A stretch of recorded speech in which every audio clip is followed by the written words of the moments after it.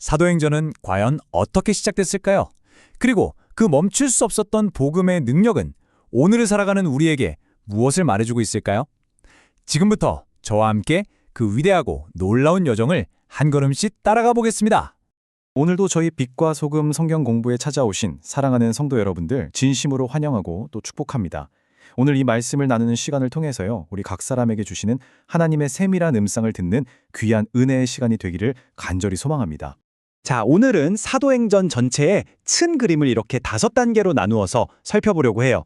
먼저 예수님의 약속에서부터 시작해서요, 교회가 어떻게 탄생하고 확장되었는지를 보고, 그 다음엔 바울의 놀라운 선교 여정을 따라가 볼 거예요. 그리고 마지막으로 이 모든 이야기가 오늘 우리에게 어떤 의미가 있는지 함께 깊이 묵상하는 시간을 갖겠습니다. 네, 첫 번째 부분입니다. 사도행전의 모든 이야기는요, 사실 이 하나의 엄청난 사건, 바로 예수 그리스도의 부활과 승천에서부터 시작됩니다. 교회의 가장 단단하고 흔들리지 않는 기초가 어떻게 놓이게 되었는지 그 시작을 함께 살펴보겠습니다. 우리 한번 상상해 볼까요?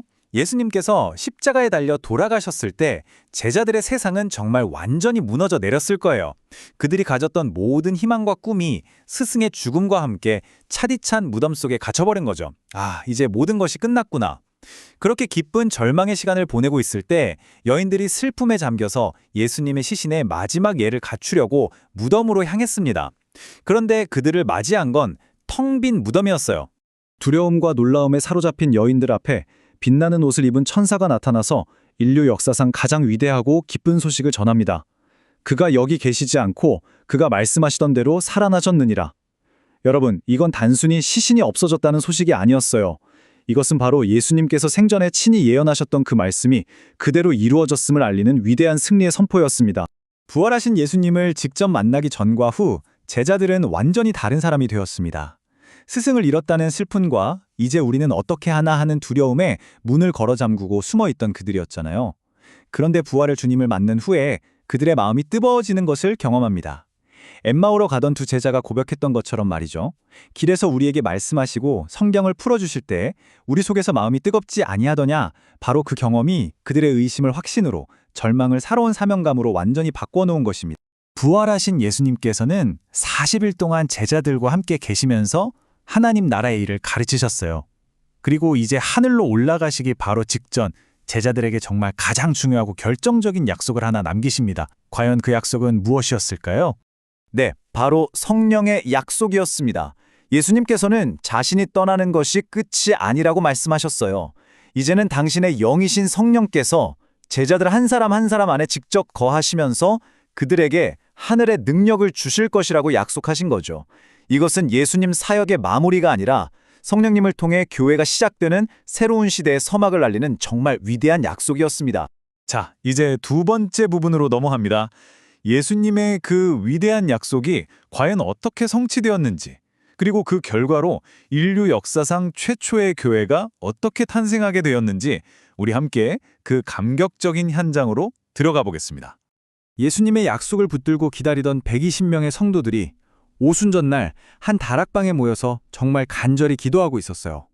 바로 그때였습니다. 하늘로부터 갑자기 급하고 강한 바람 같은 소리가 온 집을 가득 채우더니 불의 혀처럼 갈라지는 것들이 각 사람 위에 머무는 놀라운 광경이 펼쳐졌습니다. 그들은 모두 성령으로 충만해져서 각기 다른 나라의 언어로 하나님의 위대한 일을 선포하기 시작했죠. 이 놀라운 광경을 보고 모여든 수많은 사람들에게 베드로가 담대하게 예수님의 부활을 증언하자 그날 무려 3,000명이나 되는 사람들이 회개하고 세례를 받으면서 드디어 교회가 탄생하게 된 것입니다. 오순절 성령 강림 사건이 갖는 신학적인 의미 중에서 가장 중요한 것 하나는요, 바로 성전의 개념이 완전히 바뀌었다는 거예요. 예전에는 하나님의 임재가 돌로 지은 건물, 즉 예루살렘 성전에만 제한적으로 머물렀잖아요. 그런데 이제는 하나님께서 당신의 영이신 성령을 통해 예수님을 믿는 모든 백성, 한 사람 한 사람 안에, 그리고 그들이 모인 공동체 안에 직접 거하시기 시작했다는 겁니다. 바로 우리 자신이, 그리고 우리 교회가 하나님이 거하시는 새로운 성전이 된 것이죠. 정말 놀라운 변화 아닌가요? 성령의 능력으로 탄생한 최초의 교회는 정말 아름다운 공동체였습니다. 사도들의 가르침을 열심히 배우고 서로 교제하고 함께 떡을 떼며 기도하는 일에 힘썼어요. 자기 물건을 자기 것이라고 주장하는 사람이 하나도 없고 서로의 필요를 채워주는 놀라운 관대함이 있었죠. 또 기쁨과 순전한 마음으로 하나님을 찬양했고 주님께서는 구원받는 사람을 날마다 더하게 하시는 놀라운 역사가 일어났습니다. 하지만 이렇게 이상적으로 보이는 공동체 안에도 어두운 그림자가 드리워지기 시작합니다. 바나바처럼 자신의 모든 소유를 팔아서 공동체를 섬기는 아름다운 헌신이 있었던 반면에 아나니아와 삽비라 부부처럼 인간의 죄성과 탐심으로 인해서 공동체의 거룩함을 위협하는 안타까운 사건도 발생했습니다. 그들은 땅을 판 값의 일부를 몰래 감추어 놓고도 마치 전부를 바친 것처럼 행동했어요. 여기서 베드로가 그들을 책망한 핵심은 헌금의 액수가 많고 적음이 아니었습니다. 진짜 문제는 성령을 속이고 사람들로부터 인정을 얻으려는 그 거짓된 마음이었죠. 베드로는 단호하게 선포합니다. 사람에게 거짓말한 것이 아니오 하나님께로다. 이 사건을 통해서 갓 태어난 교회는 세상의 가치관이 아니라 오직 하나님의 거룩함이라는 반석 위에 세워져야 한다는 것을 뼈아프게 배우게 됩니다. 자, 세 번째 부분으로 넘어가겠습니다. 내부의 시련을 거룩함으로 이겨낸 교회는 이제 외부로부터 아주 거센 박해에 직면하게 돼요. 그런데 정말 놀라운 것은 하나님께서는 이 박해라는 도구를 사용하셔서 복음이 예루살렘의 경계를 넘어 온 세상으로 퍼져나가게 하신다는 사실입니다. 그 역설적인 은혜의 역사를 함께 살펴보겠습니다. 이 모든 일의 시작은 사실 교회 내부의 작은 갈등에서부터 비롯되었어요. 매일의 구제에서 헬라파 과부들이 소외되는 문제가 생기자 교회는 기도하며 성령과 지혜가 충만한 7집사를 세워서 이 문제를 아주 지혜롭게 해결합니다. 그런데 그 7집사 중 한 사람이었던 스데반이 너무나도 담대하게 복음을 전하다가 결국 최초의 순교자가 되고 말죠. 스데반의 죽음은 예루살렘 교회에 대한 거대한 박해의 신호탄이 되었고 사도들을 제외한 모든 성도들이 유대와 사마리아 땅으로 흩어지게 되었습니다. 그런데 바로 이 흩어짐이 복음 확장의 기폭제가 되었다는 것이 정말로 놀랍습니다. 흩어진 성도들은 가는 곳마다 복음을 전하기 시작했어요. 집사 빌립은 당시 유대인들이 상종도 하지 않고 경멸하던 사마리아 땅에 가서 복음을 전했고 그곳에 큰 부흥이 일어났습니다. 사도 베드로는 하나님이 보여주신 환상을 통해서 이방인을 부정하다 여기던 자신의 편견을 깨고 로마 백부장 고넬료의 집에 가서 복음을 전했죠. 그리고 그들에게도 똑같이 성령이 임하시는 것을 목격합니다. 마침내 로마 제국의 3대 도시였던 안디옥에는 최초로 유대인과 이방인이 함께 예배하는 다민족 교회가 세워졌고 바로 이곳에서 예수님을 따르는 사람들이 처음으로 그리스도인이라고 불리게 됩니다.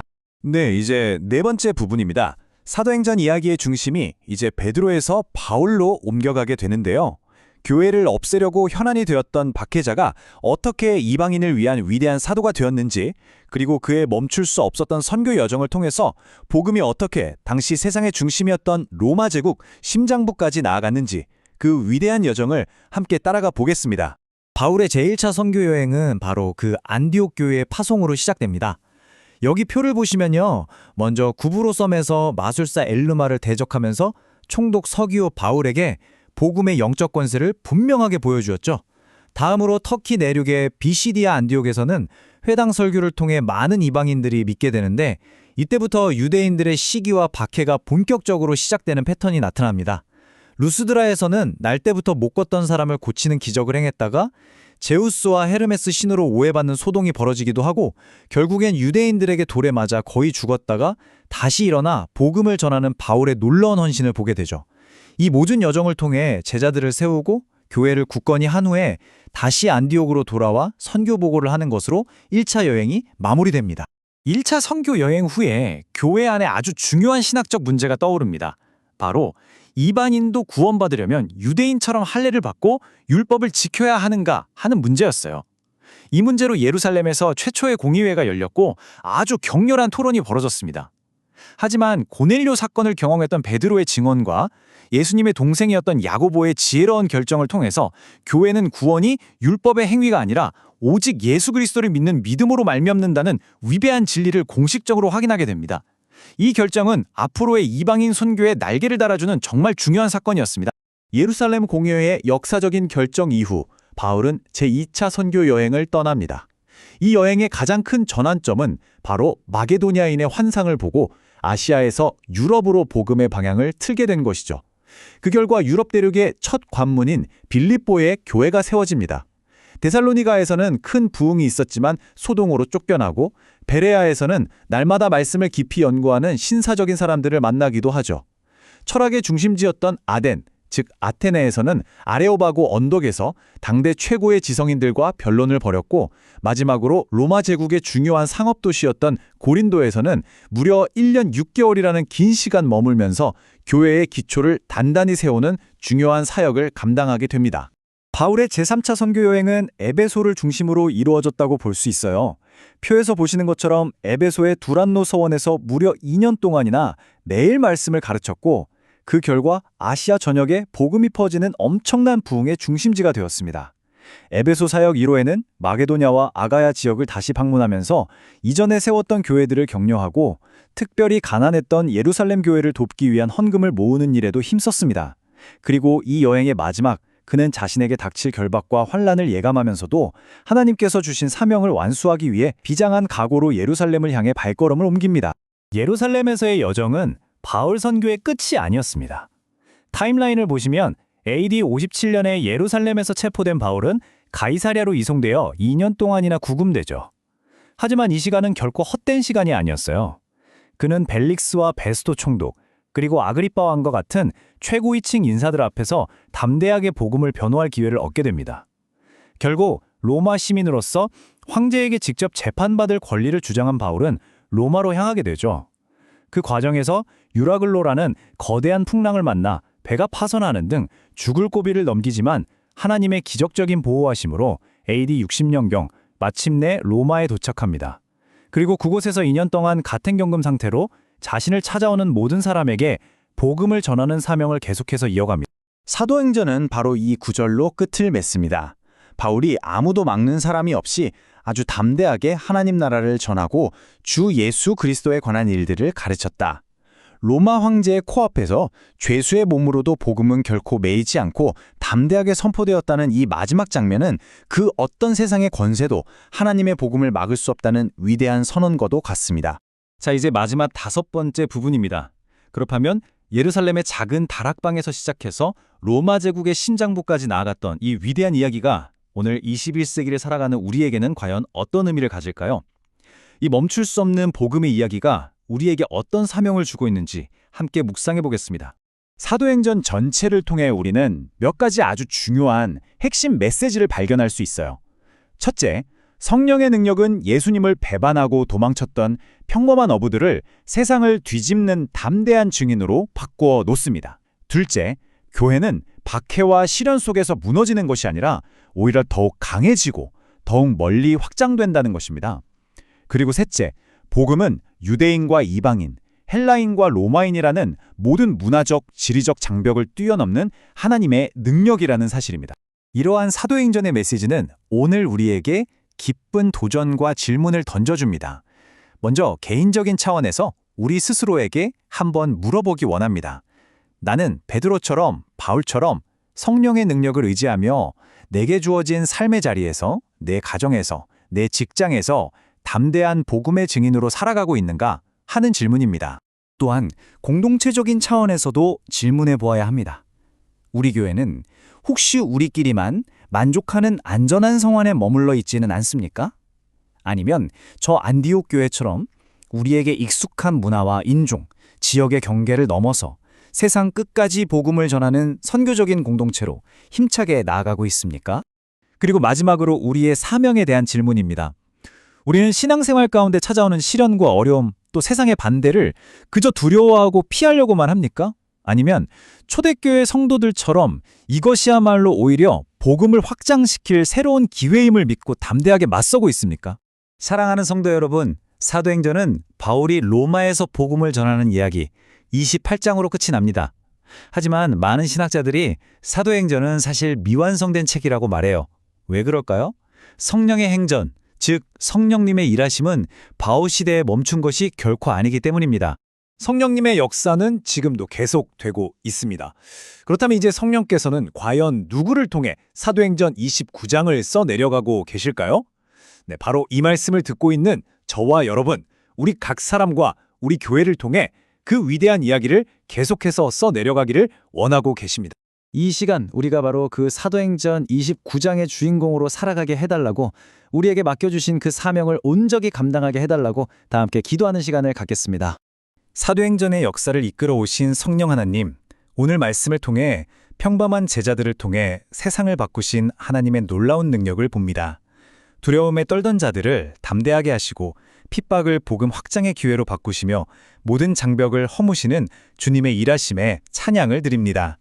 이제 우리에게 사도행전 29장을 써내려갈 사명을 주셨사오니 우리 안에 계신 성령의 능력을 의지하여 우리에게 주어진 삶의 자리에서 담대한 복음의 증인으로 살게 하여 주옵소서. 우리 교회가 안주하지 않고 세상 끝까지 복음을 전하는 선교적 공동체가 되게 하여 주시며 모든 시련을 믿음으로 이겨내게 하옵소서. 우리 각 사람이 살아있는 사도행전 29장의 주인공이 되게 하여 주옵소서. 우리를 구원하신 예수 그리스도의 이름으로 기도드립니다. 아멘.